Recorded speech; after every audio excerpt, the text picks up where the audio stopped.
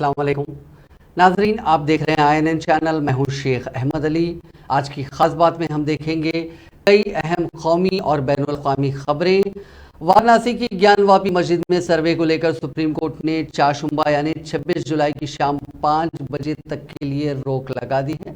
इस दौरान मस्जिद कमेटी को हाई कोर्ट जाने का मौका दिया गया है। ज्ञानवापी मस्जिद का इंतज़ाम वो दीगर तफसीलात देखने वाली अंजुमन कमेटी ने काशी विश्वनाथ मंदिर से मुल्क मस्जिद अहाते की सर्वे के लिए वाराणसी जिला कोर्ट के हुक्म के खिलाफ अर्जी दाखिल की थी, जिस पर समाअत के दौरान सुप्रीम कोर्ट ने यह हुक्म सादर किया।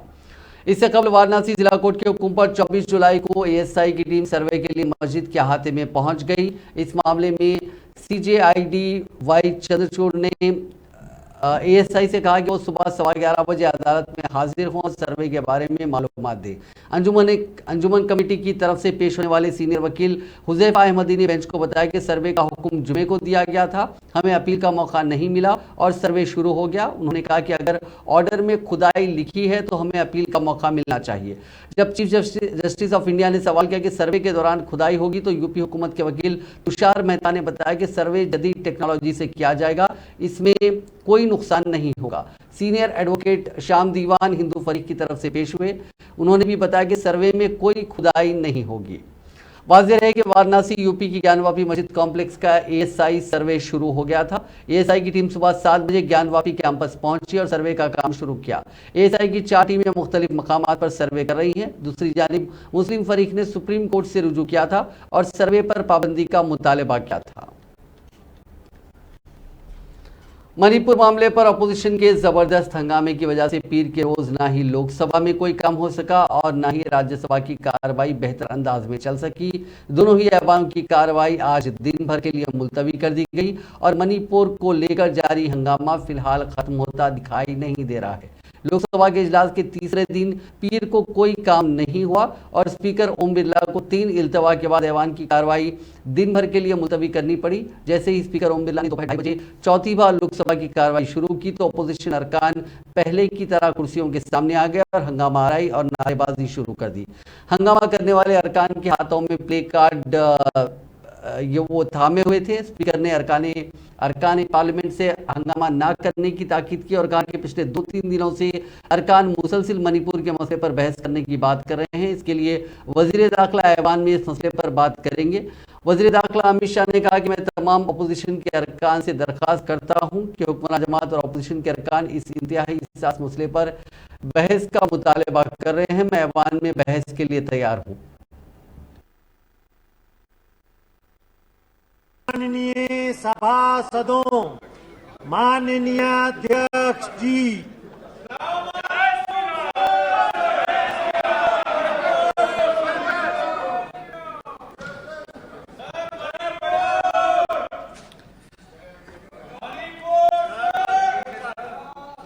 माननीय सदस्यगण, आप 2-3 दिन से मणिपुर की चर्चा की बात कर रहे हैं।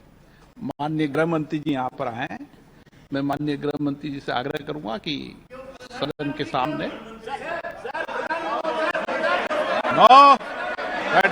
माननीय अध्यक्ष जी, मेरा विपक्ष के सभी सम्मानीय सदस्यों से मेरा आग्रह है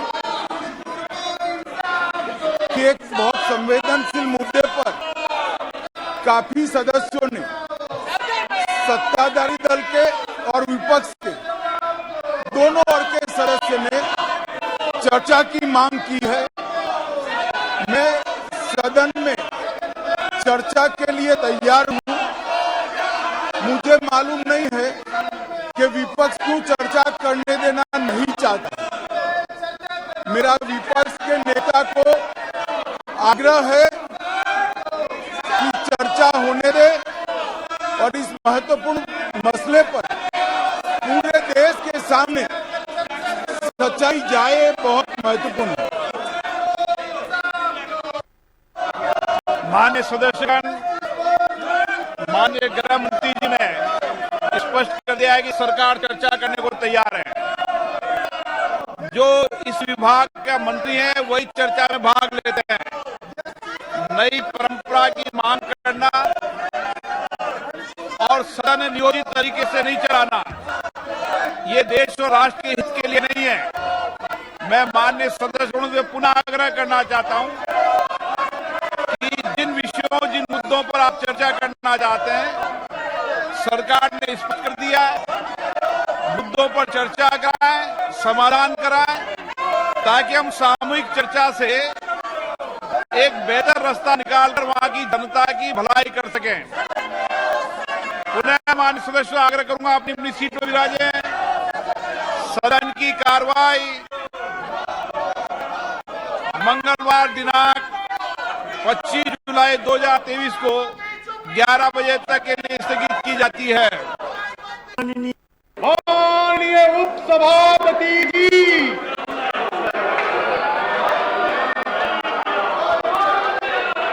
प्लीज टेक योर सीट्स। माननीय सदस्य श्री संजय सिंह सदस्य को सदन की सेवा से निलंबित कर दिया गया है और मैंने उनसे सदन से हटने का आग्रह किया था। मेरी अपील के बावजूद सदस्य सदन से बाहर नहीं गए और सदन को 1 घंटे के लिए स्थगित करना पड़ा। अब जब सदन पुनः रीअसेंबल हुआ है, श्री संजय सिंह अपनी सीट पर अभी भी विद्यमान है। Rules of procedure and conduct of business in the council of states के अनुसार सदस्य को अपने निलंबन के तुरंत बाद सदन से हटना होता है, जिसका अनुपालन माननीय सदस्य ने अभी तक नहीं किया है। मैं एक बार फिर पुनः माननीय सदस्य से सदन से हटने का आग्रह करता हूं।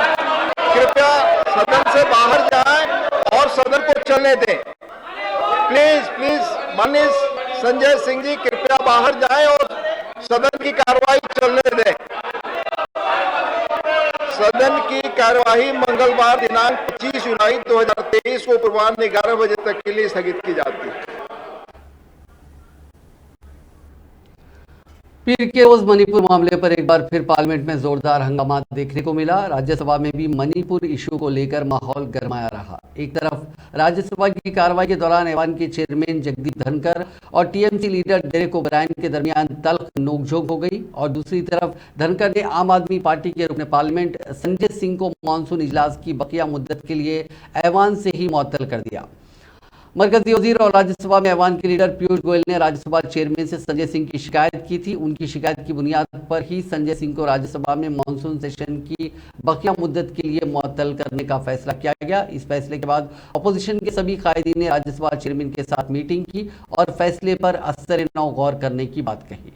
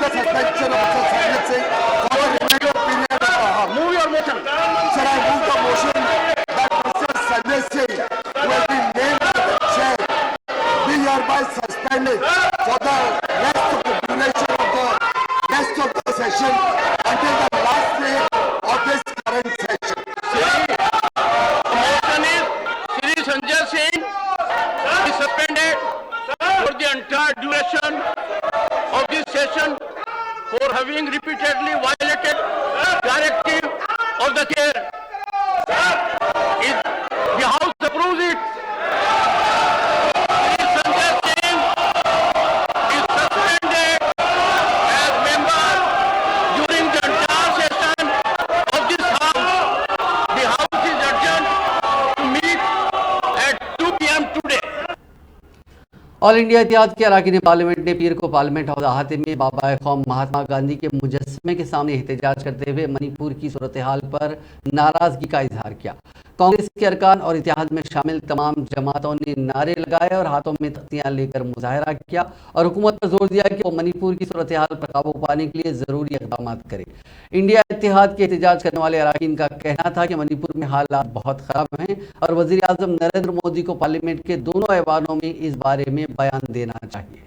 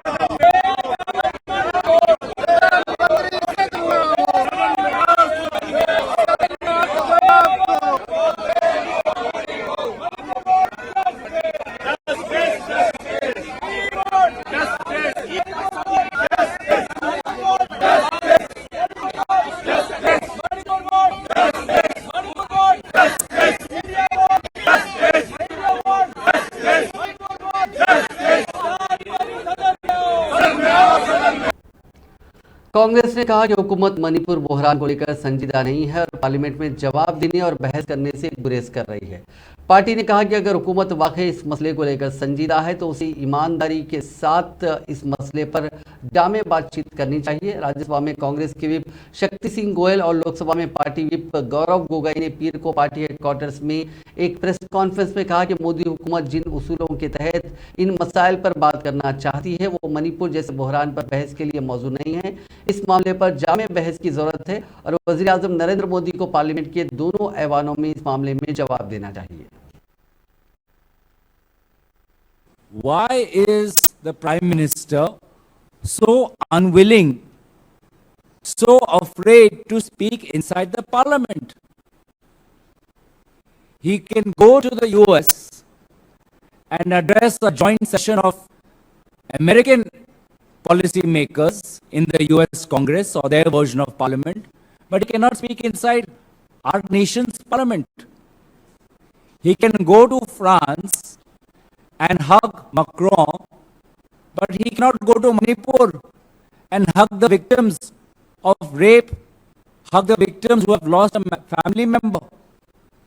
So it is absolutely clear, and especially from the statement today made by the Union Home Minister, that the BJP are shielding the Prime Minister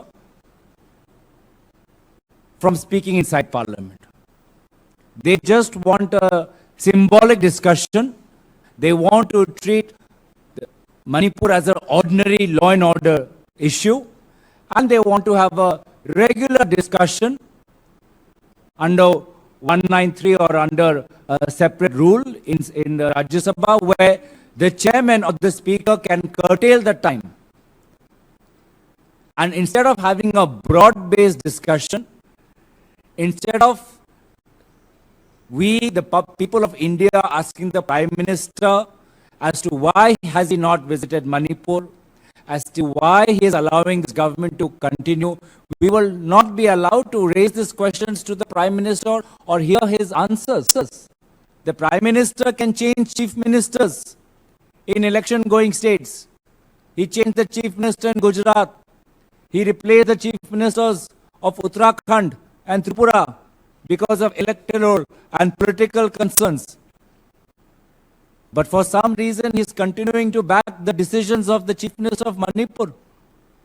election के लिए उत्तराखंड, गुजरात, त्रिपुरा में 267 के तहत हम चर्चा क्यों मांगते हैं?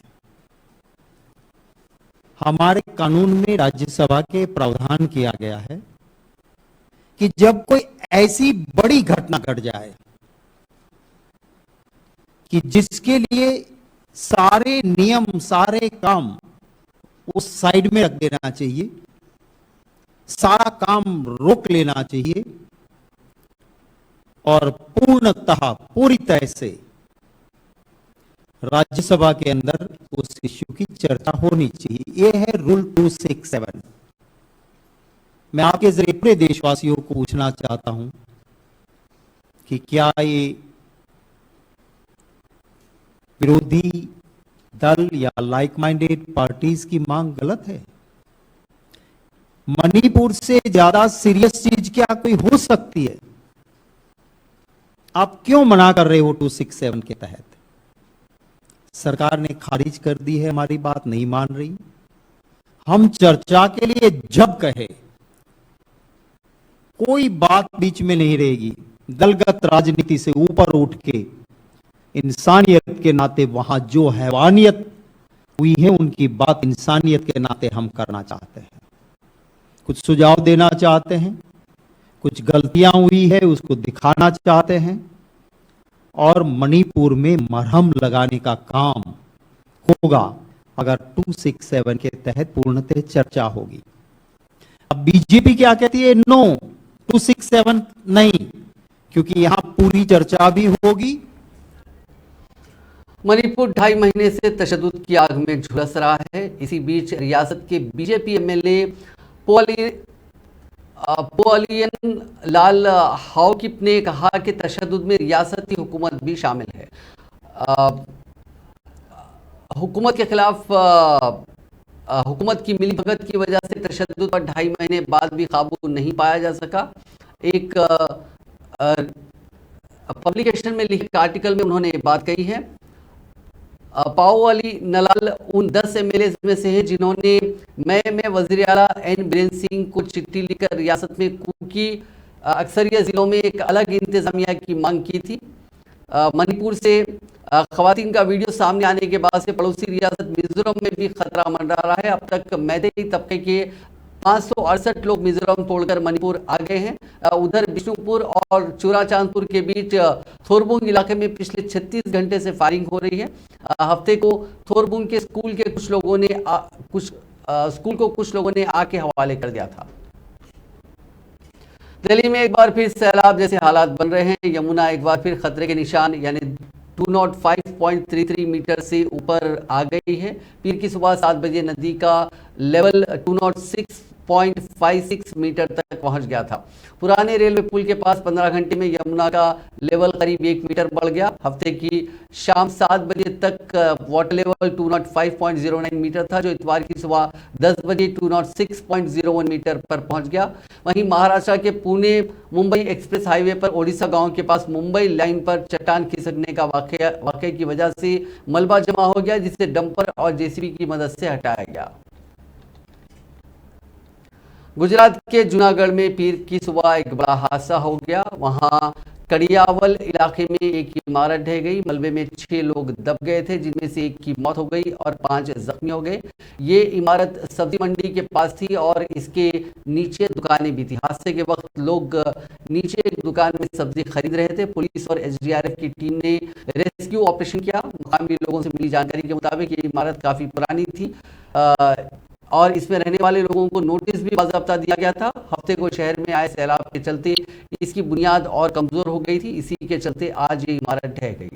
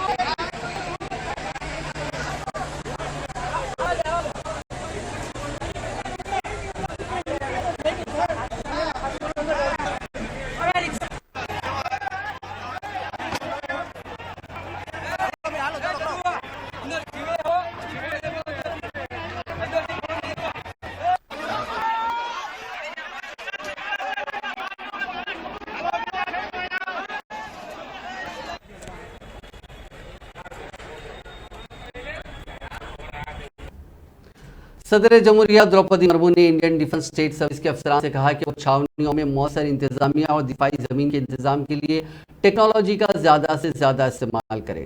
सदर जमहूरिया मुर्मू ने पीर को राष्ट्रपति भवन में इंडियन डिफेंस स्टेटस सर्विस के 2018 और 2022 बैच और इंडियन फॉरेस्ट सर्विस के 2022 बैच के अफसरान और ट्रेनर से मुलाकात की। अफसरान से खिताब करते हुए सदर ने कहा कि सिविल सर्विसेज में उनका सफ़र एक ऐसे वक्त में शुरू हुआ जब हिंदुस्तान आलमी सतह पर कायदाना किरदार में है। हिंदुस्तान ने सकाफती खुशहाली के साथ साथ तकनीकी तरक्की की ताकत पर दुनिया की तवज्जो मबजूल कराई है। हिंदुस्तान ने दुनिया को दिखाया है कि टेक्नोलॉजी और रिवायत साथ साथ चल सकते हैं। जियो साइंस का क्षेत्र बहुत व्यापक है। इसमें लैंडस्लाइड, अर्थक्वेक्स, बाढ़ और सुनामी जैसे प्राकृतिक आपदाओं का अध्ययन भी शामिल किया जाता है। बड़ी संस्था में लोगों की सुरक्षा में उपयोगी होने के कारण इन विषयों को पब्लिक गुड जियो साइंसेस कहा जाता है।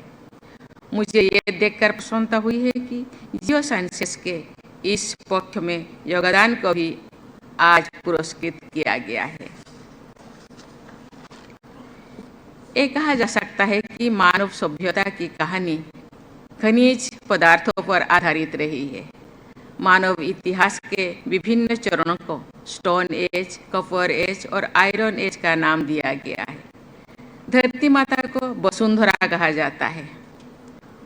वसुनी धारयती अर्थात जो अनेक रत्नों को धारण करती है वो वसुंधरा है। सभी खनिज पदार्थों मूल्यवान होने के कारण रत्नों के समान ही है। इसीलिए कोयले को ब्लैक डायमंड और खनिज तेल को लिक्विड गोल्ड कहा जाता है। 20वीं सदी पेट्रोलियम प्रोडक्ट पर आधारित रही है और अभी पेट्रोलियम का वर्चस्व बना हुआ है। हालांकि धीरे धीरे नॉन फॉसिल फ्यूल का उपयोग बढ़ रहा है। आजकल rare earth elements, platinum group of elements और सेमी कंडक्टिंग एलिमेंट्स जैसे खनिज पदार्थों पर विशेष ध्यान दिया जा रहा है। पर्यावरण संरक्षण की प्राथमिकता को दृष्टि में रखते हुए कुछ परंपरागत खनिज पदार्थों की माइनिंग पर तथा उनके परिणामों पर नई दृष्टि से मरकजी वजीर नितिन गडकरी ने कहा कि आजकल का वोटर बहुत होशियार है। वो हिसाब सबका रखता है लेकिन वोट उससे देता है जिसे देना होता है। गडकरी ने बताया कि एक बार उन्होंने लोगों में 1 किलो मटन बांट दिया था, फिर भी इलेक्शन हारे क्योंकि आज का वोटर बहुत बाशऊर है। दरअसल गडकरी इतवार की शाम महाराष्ट्र स्टेट टीचर काउंसिल के प्रोग्राम में इलेक्शन जीतने के तरीके बता रहे थे। इस दौरान उन्होंने ये बातें कही।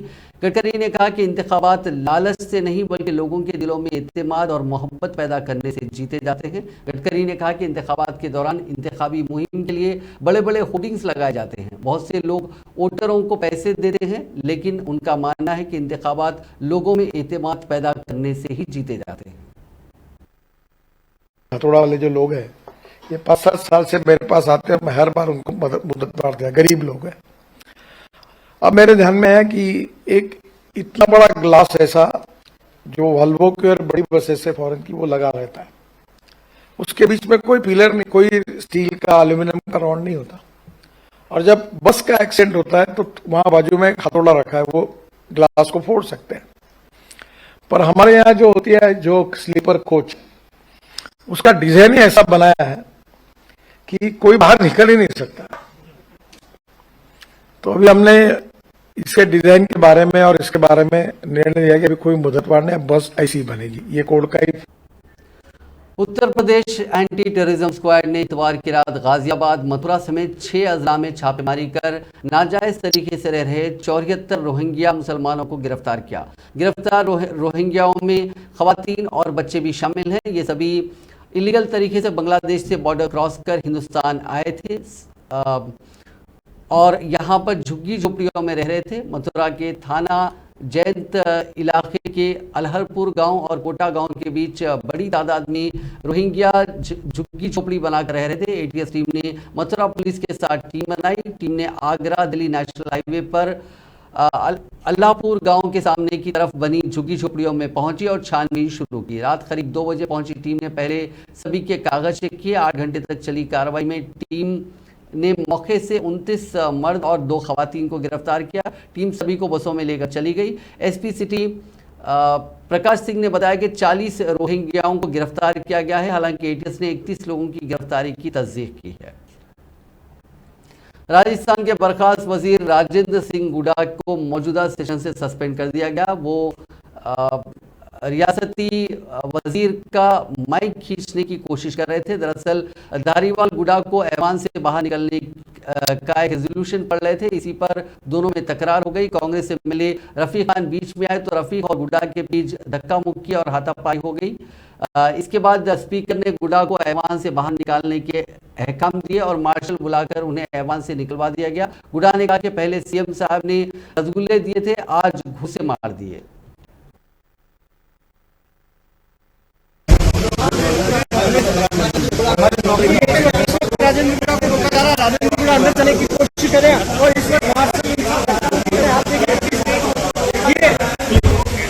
बताना चाह रहा हूँ इन सारे लोगों को किस तरीके से कांग्रेस के नेताओं के ऊपर फिल्में बन रही हैं। मेरे पास वो डायरी थी, वो डायरी मेरी छीन ली गई।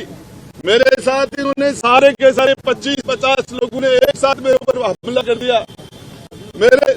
मेरे घूसे मारे, धक्का मारा, लात मार के मुझे नीचे पटक दिया और फिर मुझे मार सुनने नहीं। मुझे कांग्रेस के लोगों ने, कांग्रेस के मंत्रियों ने मुझे घसीट के बाहर निकाला। मार्शल तो आए नहीं थे तब तक। और उसके बाद मैं तो सिर्फ यही बात करना चाह रहा था, हमने अशोक गहलोत जी का चेहरा देख के इनको समर्थन किया था। हम इन्होंने इनकी रिक्वेस्ट पर इनके शामिल हुए थे। गहलोत साहब वो डायरी का आधा पार्ट आपने आपके विधानसभा में गुंडागर्दी करके मेरे से छीन लिया और आधा पार्ट मेरे पास अभी और है। इस पार्ट के अंदर इंडियन स्पेस रिसर्च ऑर्गेनाइजेशन यानी इसरो श्रीहरिकोटा स्पेस पोर्ट से 30 जुलाई को 7 सैटेलाइट लॉन्च करेगा। ये सिंगापुर से 6 दीगर सैटेलाइट समेत DSSAR सैटेलाइट ले जाने वाले PSLV C56 के साथ लॉन्च होंगे। इसरो ने ट्विटर पर जानकारी देते हुए कहा कि सभी सैटेलाइट को सुबह 6:30 बजे भेजा जाएगा। DSSAR सैटेलाइट को Singapore defence science and technology agency और ST इंजीनियरिंग के ताउन से तैयार किया गया है। इस सैटेलाइट का इस्तेमाल सिंगापुर की जांच एजेंसियों की सैटेलाइट इमेजरी की जरूरतों को पूरा करने के लिए किया जाएगा। ट्विटर का नया नाम अब एक्स हो गया है। कंपनी के मालिक एलन मस्क ने x.com को ट्विटर से जोड़ दिया है। यानी x.com लिखने पर आप सीधे ट्विटर की वेबसाइट पर पहुंच जाएंगे। अब माइक्रो ब्लॉगिंग प्लेटफॉर्म का नीली चिड़िया वाला लोगो भी बदल दिया गया है। मस्क ने अपनी प्रोफाइल पिक्चर भी बदलकर एक्स कर दी है। उन्होंने एक वीडियो भी पिन किया जिसमें ट्विटर का लोगो एक्स में बदलते हुए दिखाई दे रहा है। एक्स एक ऐसा प्लेटफॉर्म होगा जो सब कुछ डिलीवर कर सकता है, पेमेंट, बैंकिंग और ई-कॉमर्स जैसी सर्विसेज भी। ट्विटर की CEO लिंडा याकारिनो ने कहा कि AI पावर्ड एक्स हमें उन तरीकों से कनेक्ट करेगा जिसका हम अभी तस्वुर करना शुरू कर रहे हैं। अब एक खबर चाइना से आपको देते हैं। शुमाल मच रही चीन में पीर के रोज एक इंतहाई अंधोनाक हादसा पेश आया। एक स्कूल के जिम यानी वर्जिश खाने की छत गिरने से लड़कियों की वॉलीबॉल टीम की 11 खिलाड़ी हलाक हो गई। ये जानकारी सरकारी मीडिया रिपोर्ट्स के जरिए दी गई। यानी शाहिदी ने इस सिलसिले में मकामी मीडिया को बताया कि हलाक होने वाली लड़कियों में बहुत से कम उम्र बच्चियां थी। हालांकि इस हादसे की अभी तक सरकारी तौर पर तस्दीक नहीं हुई है।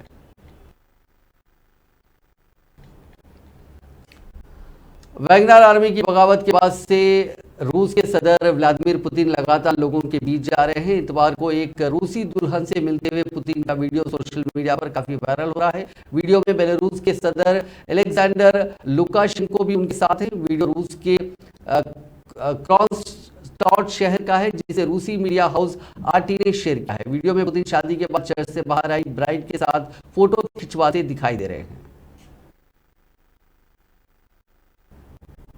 नाज़रीन, आज की खास बात में बस इतना ही। आपसे कल मुलाकात होगी नई खबरों के साथ। आप देखते रहिए INN चैनल।